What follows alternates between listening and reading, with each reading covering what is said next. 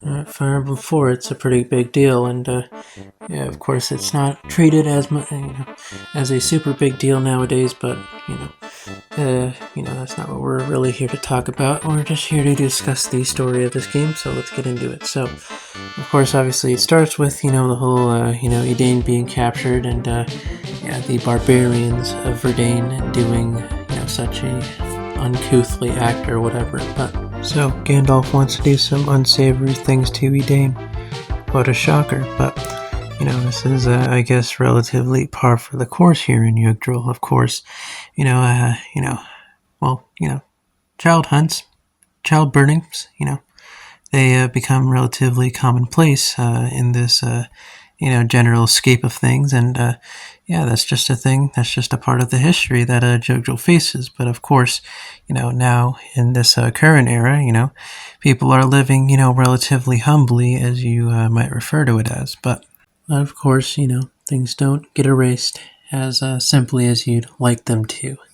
What is the end goal for Yggdrasil? Do they want to develop new technologies, build bigger / better cities, or do they just want to have fun lives, have a good time, so to speak? I mean, people were persecuted and burned at the stake and stuff like that, not too long ago in this continent, but it doesn't appear that any of those are the biggest priorities ultimately, since a lot of villagers live in villages that are pretty spread out, and of course there are cities, but none of them appear to be super big, besides some of the ones in Granville and of course Valhalla, the main central hub of the continent. But why that's important is because, it's very clear that here in Yggdrasil there are a lot of greedy lords, and they pretty much just look out for themselves. Pillaging is the order of the day here, and that's their way of politics, of course, here. And of course, that's not uncommon throughout certain periods of history as well. It's just, every lord for himself, pillage as much as you can reasonably without, hopefully pissing off the next guy. But, either way, though, it doesn't appear that any progress can be made under, these, very daunting and stifling circumstances. But regardless if Yggdrasil has any actual end goals or any proper sense of unities between people in a single nation, either way though, there is a lot that can be done to be changed about the current situation. But humans like getting revenge on each other and complicating things even more. So that's very cool. But either way, of course, Sigurd, he's one simple man. He doesn't really have time for all the courtly politics, I guess you could call it. But ultimately, Sigurd does have to realize that, the people in power currently in Yggdrasil are a little bit petty, I guess. But also, Sigurd can't just spring wars with him wherever he pleases and expect, the people to like him or, treat him favorably, as you may, generally refer to it. Even if some of the lords do, pretty much deserve it for the most part, ultimately, Sigurd has to, of course, carry his actions with a little bit more dignity, I guess. But things really kick off when, Sandima tells Batu to, basically invade Granville, because, why not?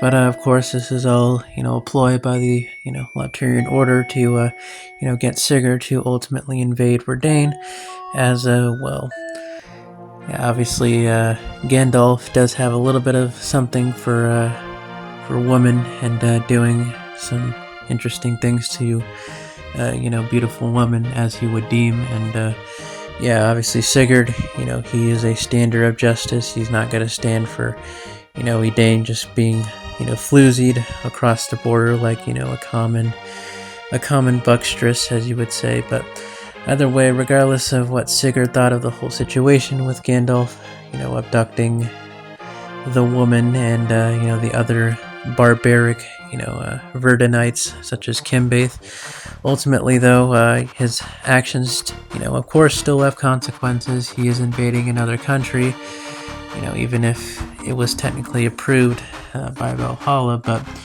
obviously it got a lot of people caught up into the war, and a lot of Verdanites, and few other people in Granville supposedly would have died as well, of course, but either way, though, yeah, obviously, though, drawing Sigurd deeper into Verdane, ultimately led to Sigurd finding Deirdre. I guess Sigurd's, kind aura, or, very strong presence ultimately attracted Deirdre and, got her to speak to Sigurd a little bit outside the forest. And Sigurd, he got very hard very quickly, and ultimately he does have a little bit of knightly charm to woo over Deirdre, but Sigurd, completely fucked Verdane up, but, at least he found the love of his life, so everything is okay. Blonde or brunette, which one will Sigurd fuck harder? Of course, the blonde refers to Augustria, and, he already got through, finishing his way with Verdane, the brunettes, but, yeah, Augustria, well, it was already somewhat on the brink of civil war. There's a lot of strife in regards to, Granville's war over in Ezok, and of course Sigurd's actions with, occupying Evan's castle, and that clearly disturbed some of the Augustrian lords, mainly Chagall, who, supposedly murdered his father to get the throne, but those are of course just hearsay rumors, and Eldigan, being the knight of this game, he has to abolish all of his his true inner workings of his brain to ultimately, function as a meat shield for his country's betterment, of course. But whether or not you think the country's better with or without salt, ultimately, Chagall, he chose, I guess, the fancier option and just got caviar instead. But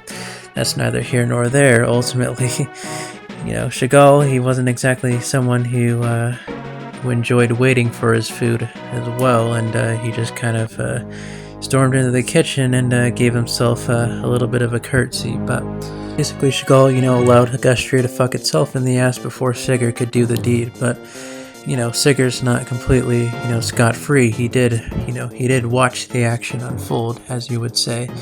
Of course, Sigurd's not blameless. He obviously realizes that Eldigan has been captured by Chagall at Augusti Castle, and he decides to spring into action. Of course, though, first he decides to, rescue Racasis, and that is obviously a good thing, because that didn't look like a very good arrangement with Elliot and Racasis. There could have been some very bad disasters going on between those two, let's just say that. But either way, though, after rescuing Racasis, obviously Sigurd decides to,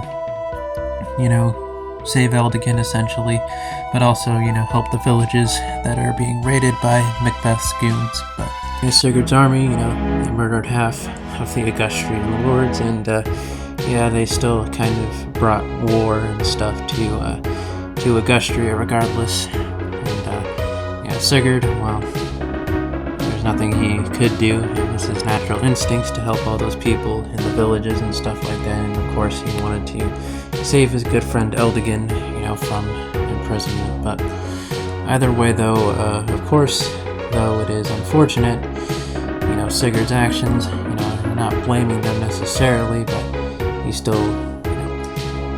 brought a lot of chaos, and there's nothing, to sugarcoat that with. He made some questionable decisions. People sometimes, when they realize an army is coming to invade their country, some of them, if they realize they have enough time, might go around and pillage other villages in such places, to stock up on supplies, or maybe do some, other unsavory things before the, invading army, comes and would probably kill them if they, caught them doing this, these unsavory things. But either way, though, of course, though, there's also the fact that armies tend to trample fields, ruining farmland, stuff like that, and that's a couple of main causes that Sigurd's invasion, they caused basically. But either way, though, also Sigurd himself and his army, of course, killed a lot of soldiers, which, sure, even if they did come to attack Sigurd first, there's still blood on Sigurd's hands regardless, with all of the young people that he just took away from the country. But either way, though, there was no turning back for Sigurd and friends. He he took out Clement, who stood in the way of Auguste, and then, of course, took Chagall, down from the throne, even though Chagall clearly didn't deserve to be anywhere near it. But even though, one of the main reasons Sigurd, even came to Augustria in the first place and invaded it is because, of course, Eldigan was captured. But Eldigan himself, he probably deserved to be thrown into the dungeon for not realizing Chagall's mischief. And obviously the fact that Lachesis, very heavily disliked Chagall, and he didn't really take his sister's feelings into account. And he decided to go talk to Chagall as if they were on even terms, even though Chagall clearly despised him from their academy days and whatnot. And, Chagall's father heavily favored Eldigan, and, Eldigan, as thick as ever, just decided to get himself captured. And Sigurd, of course, had to follow that trail of breadcrumbs. Of course, all of this was pretty much orchestrated in secret by the Loptarian Order, who obviously took advantage of Sigurd's, willingness to help other people and also rescue his friends and, those types of people. So either way, though, chapter 3, Chagall, he tries to get back at Sigurd. He obviously fails, but Eldigan, of course, being a knight, the knight archetype of this game, and being loyal to his country till the very end, even though his country was clearly in shambles. Eldigan, he paid the ultimate price for it, and so basically, another country left in chaos. And Sigurd, of course, he tried to govern over the region for that amount of time, but obviously Sigurd, he is far too, he is not a good person to lead your country, let's just say that. But either way, he got himself backed into the corner, and then he went to Celeste, where I guess Sigurd and Celeste, it's a little bit less egregious because, he kind of waited for the enemies to come to him, and clearly the lords in Celeste were much less hated, and much more hated, and much more, systematically oppressive to the people that they ruled over. So Sigurd, dealing with them definitely did more good for Celeste than not. Of course, Sigurd still caught a lot of bodies, but either way, though, after occupying Celeste rent-free, Sigurd and friends used that little choke point at the eastern edge of the country to, give themselves a better position against, Lombard's army. But regardless, though, this chapter is a notorious funeral march for Sigurd's eventual destiny at Valhalla, where Arvis, deals out his punishment and gets things a little bit timbered. But regardless of whether or not you think Sigurd deserves this fate, ultimately, he just didn't. It's not like he was necessarily completely undeserving of this fate. Let's just say that. Even if you, take the most innocent stance on all of Sigurd's actions, you say, oh, well, obviously he wanted to rescue his friend Edain, and, Verdane, invaded first, so of course Sigurd would invade Verdane, and also, he would also marry Deirdre, because, well, she seemed vulnerable just living in the forest, so why not, protect her with all of his life. And, then of course in Augustria, Sigurd, there was a bunch of, villages burning down in Augustria. And of course, he obviously wanted to save Racasis and his good friend Eldigan. There was nothing wrong with that, and clearly the lords weren't helping any of the villagers, out, so Sigurd thought, I guess, he's doing a good deed by taking out all those Augustrian lords regardless.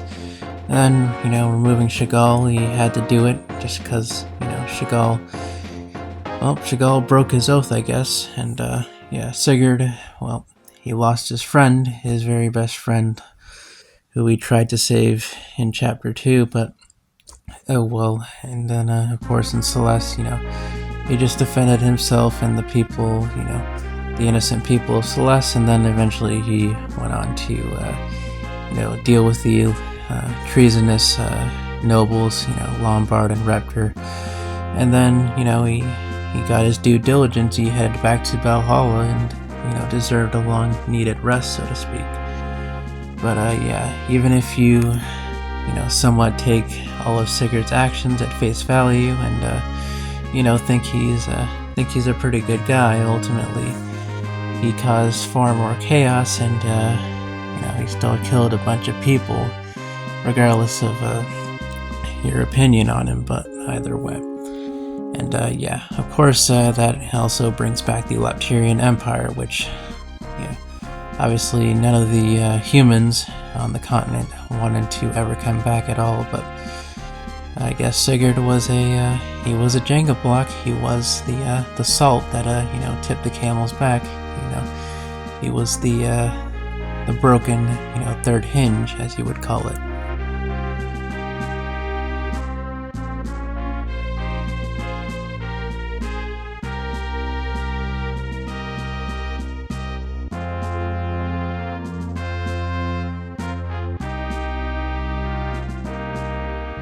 Yeah, the Leptirian Empire, they came back and stuff, and that would have spelled the ultimate doom for Jugdrill, but luckily Seliph grew up, I guess, and he also had some friends that were also, friends with Sigurd's father, so, they have that blood inheritance, already locked down, and having all those connections, so, of course, Seliph had a much easier time taking down the Empire this time, almost too easily.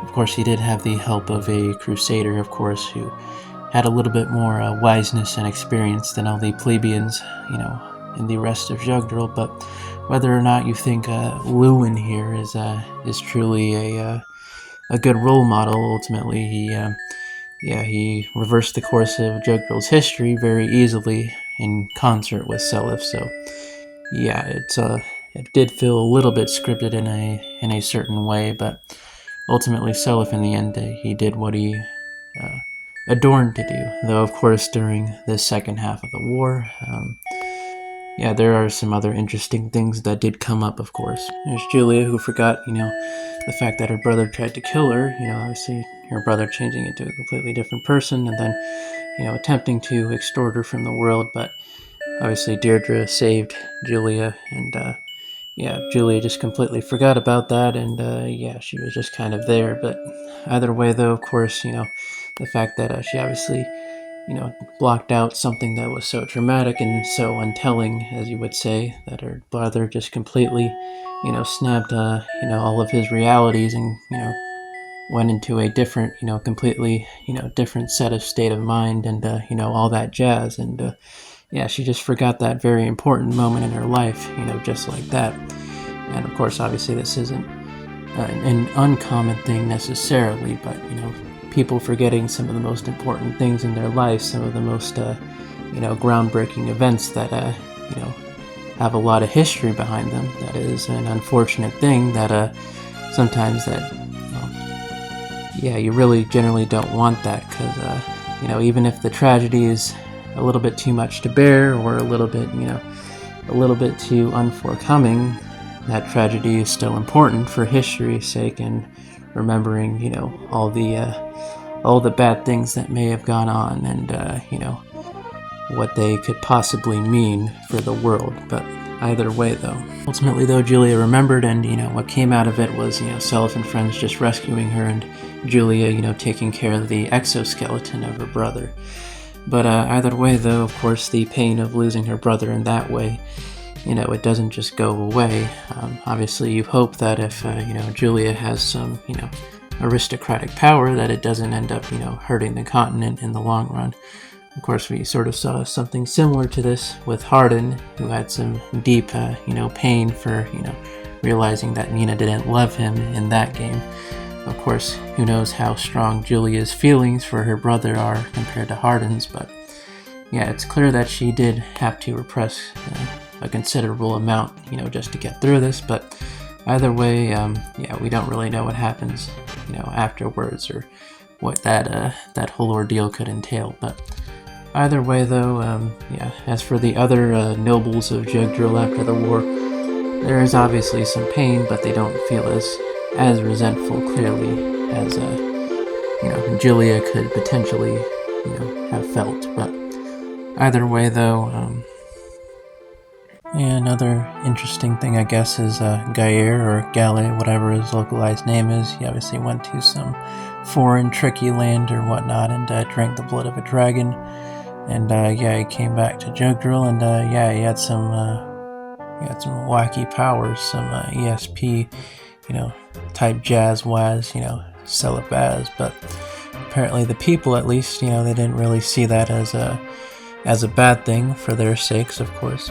But yeah, I guess the relevant thing is that he wasn't really banned or anything. He wasn't, called out for witchcraft or any of that, type of stuff, which is good, I guess. Of course, people sometimes, of course, they do stuff like that when they don't understand someone's powers or someone's, general aura. They think it's some type of threat or some signage, as you would say. But either way, it's clear that the people of Yggdrasil didn't really have any, overarching like religion or anything like that, and that allowed them to keep those types of biases out. But either way, though, they still, regardless, most of the people, followed Gaia and eventually did, sort of create a empire, a religion of its own. And yeah, obviously, Gaia was being, slowly eaten away by Loptis. Eventually came to pursue his will, and Loptis, wherever he came from, whatever foreign land he occupied, obviously he clearly despised humans, and yeah, there's not much more to say than that. But Loptis, of course, being a fell dragon, heritage, I guess, clearly had a beef against divine dragons, and Naga, as we know, is quite a powerful divine dragon, quite an influential one as well. And yeah, there does appear to be a particular beef there, but either way, though, of course, ultimately the people of Yggdrasil, they got caught up in this little conflict, as Naga clearly, supported humans and stuff like that. And yeah, this obviously was able to put an end to Loptis' schemes. And yeah, either way, though, it's clear that someone else or other forces brought the wars to Yggdrasil, and maybe the people of Yggdrasil didn't deserve it, maybe they did. But either way, though, yeah, it's unfortunate for the people there, I guess, if you want to call it that. Yeah, the final thing I want to talk about, obviously in part 2, of course, is, the whole Thracian Peninsula and that whole little conflict. Now, obviously, the Thracian Peninsula divided between Manchester and Thracia. Yeah, they were founded by the Crusaders, Njoran and Dayan, and yeah, they were both siblings, but apparently they created separate nations instead of just being one. And well, apparently there was something in the developer notes about how they fought or something like that. How Njoran accidentally killed her husband, and that was because her husband got into a fight with Dayan or something like that. But ultimately, for some reason, the country split apart, and yeah, that sucks, because even if sometimes there's no real reason for the countries to have beef with each other, sometimes they just naturally do, because there's borders and stuff, and there's that arbitrary distinction, even if they're supposed to be buddy. But either way, sometimes people can use that for malice, avarice, whatever floats their boat, so to speak. But either way, though, of course, Manchester itself, well, it's much flatter, I guess, and it's much more fertile. Manchester kind of gives off the vibe of prep school, trust fund, rich little kids, and universities, Oxford, Yale.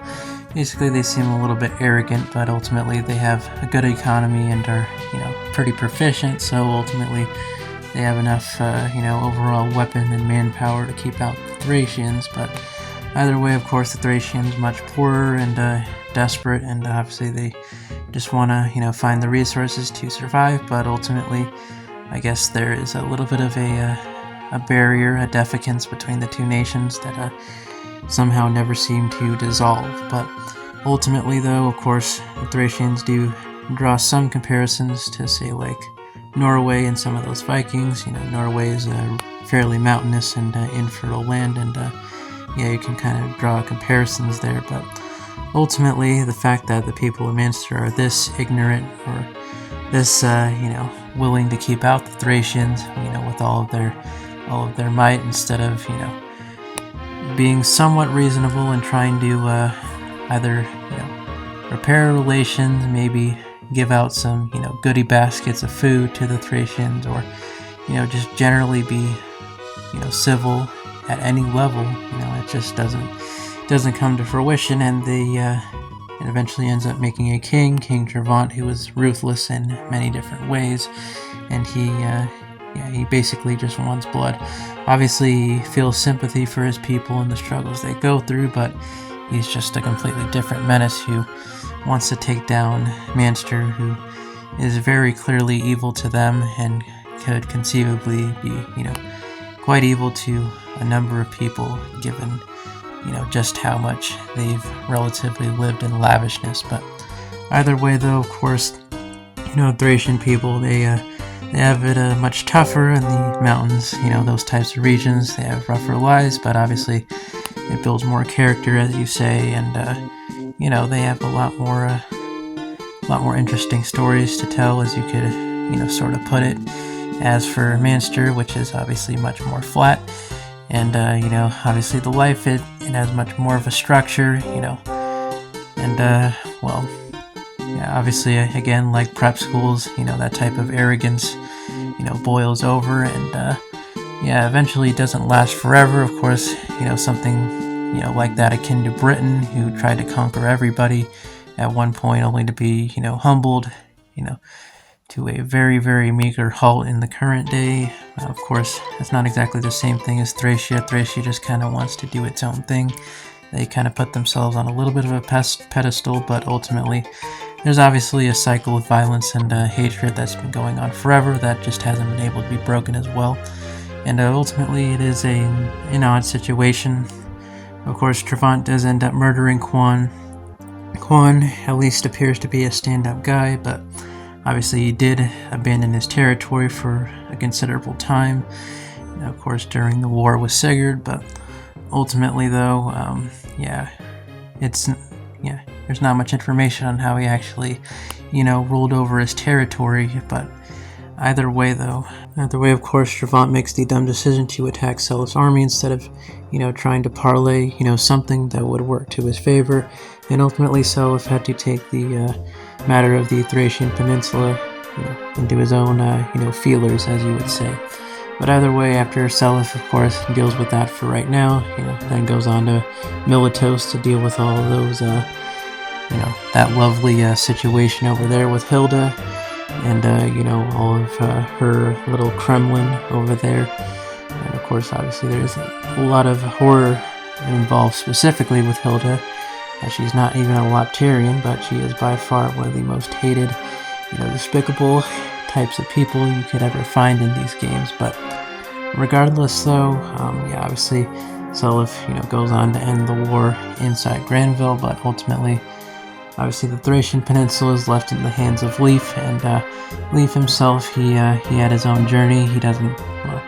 He also doesn't really start out the strongest, and I guess he has to learn about the Thracian Peninsula and find his way in his own journey, but ultimately he does, I guess, right some of the wrongs that all of his ancestors made, and he does form a united Thracia, both mountains and fertile farmland, in hopefully relative abundance.